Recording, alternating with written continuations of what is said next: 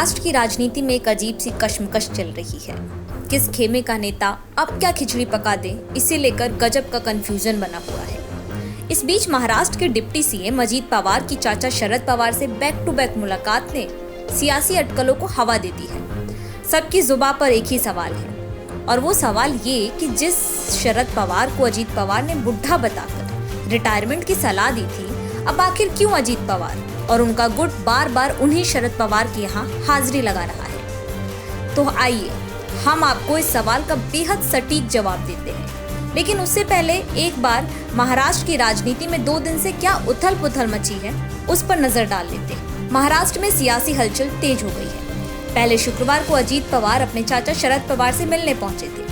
फिर रविवार यानी 16 जुलाई को अजीत पवार गुट के कई नेताओं ने मुंबई के वाईबी चौहान सेंटर में शरद पवार से मुलाकात कर राजनीतिक सरगर्मी बढ़ा दी। उसके बाद आज एक बार फिर अजीत पवार अपने विधायकों संग शरद पवार से मिलने के लिए पहुंचे। इन मुलाकातों से महाराष्ट्र की सियासत में अटकलों का बाजार गर्म हो गया है। लोगों के मन में ये सवाल बार बार आ रहा है कि शरद पवार ने जब ये स्पष्ट कर दिया कि वो बीजेपी के साथ कभी नहीं जाएंगे, तो फिर अजीत पवार क्यों शरद पवार से मुलाकात कर रहे हैं? इस सवाल का जवाब हम आपको दे देते हैं। सूत्रों के मुताबिक शरद पवार से मुलाकात के बाद अजीत पवार के गुट ने शरद पवार से माफी मांगी, लेकिन शरद पवार पूरी बातचीत के दौरान एकदम शांत रहे। हालांकि अजीत पवार गुट के मंत्रियों ने कथित माफी की कोई वजह नहीं बताई।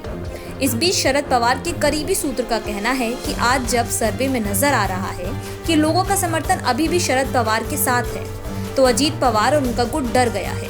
वो लोगों के मन में कंफ्यूजन बनाना चाहता है। ये उनकी कोशिश है, लेकिन वो सफल नहीं हो पाएंगे। इसके साथ ही शरद पवार के करीबी सूत्र ने यहाँ तक कहा कि ये पवार साहब का बड़प्पन है कि वो उनसे मुलाकात के लिए तैयार हुए, लेकिन उन्होंने एक शब्द भी नहीं कहा।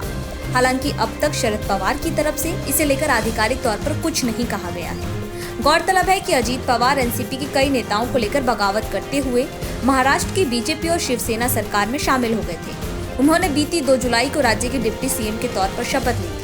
उनके साथ एनसीपी के 8 नेता भी मंत्री बने थे। उनके इस कदम के बाद एनसीपी में विभाजन हो गया था। शरद पवार और अजीत पवार दोनों ही खुद को असली एनसीपी बता रहे हैं।